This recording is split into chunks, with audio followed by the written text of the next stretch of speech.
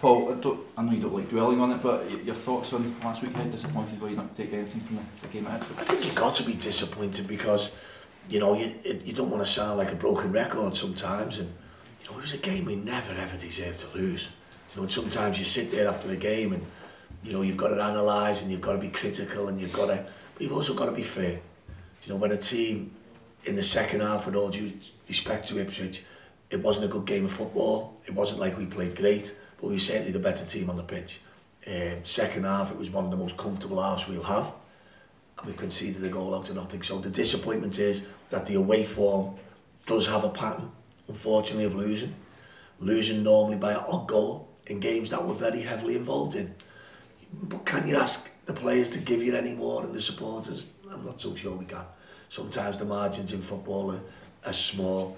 You know, I believe that if we just keep working and, you know, lads come back from injury like they will, and I think everything will be okay. Do you feel you're just not getting that rub of the green when you're trying to... I do. I must admit I do. You know, if you look at the Bolton game where I felt we were the better side, and you don't want to be like a manager like that. You know, the Reading game at home where we've had a lot of chances to win a game, and it's about putting chances away. Do you know, one of the things I'm never critical of our players like that. I will be behind closed doors. I'm not a manager who on here will say everything's great. Do you know, we do have harsh words and different stuff, and you know, the first people who ever know when something's not going well is the people involved.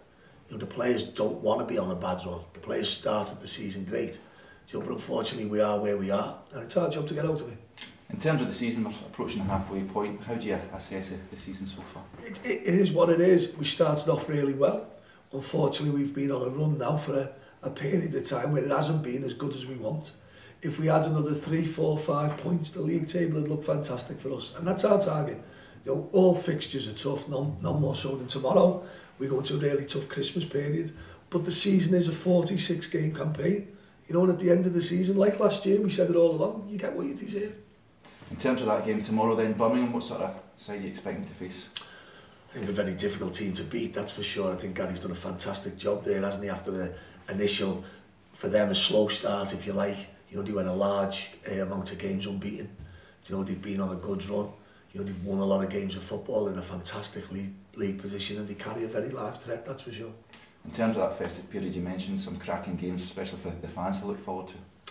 Yeah, very difficult game for us. Certainly going to West Brom and Swansea in 2 or 3 days is a difficult couple of fixtures, but that's what the league does to you. Then Sheffield United, but we're concentrating on the game tomorrow. You know, it's a big game for us. So it really would be a good game if we could take maximum points. It wouldn't have to give everyone that lift going into the Christmas period. Yeah, certainly. How's the squad shaping up for the game at all? Yeah, it's okay.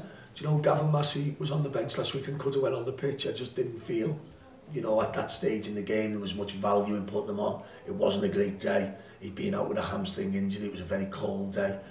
So Gavin's had another full week's training this week, so he's very much to the fore in our thoughts. You know, Shea's had another week training. Michael Jacobs is now out on the grass.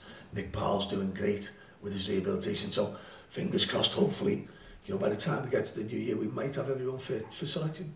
In terms of Dan Burton as well, we spoke to him yesterday and he says it's highly unlikely he'll be staying after his loan period ends. Is that sort of echoes, do you sort of echo that? I think that was always the case. I think it'll be a sad day for us all. You know, I think for lads like Dan Burton, when they come through your club, they're very special people.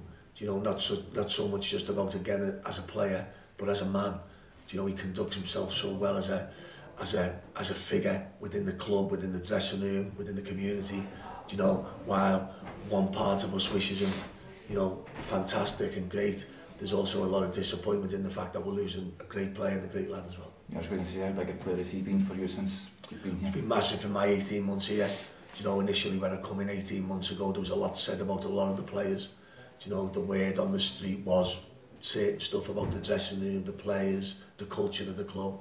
You know, but touch wood, in my 18 months here, I can only speak glowingly about the players in general, and you know, also, you know, individually for Dan, to see a lad, you know, even last year who had a clause in his contract that he could have left for small money, you know, to grow as a player and as a man into the player that he is, you know, the leader that he is, and going on to play in the Premier League. And I'm sure all Wigan fans wish him well, and I'm sure we'll all have an eye on Brighton and Brighton's results when Dan's playing.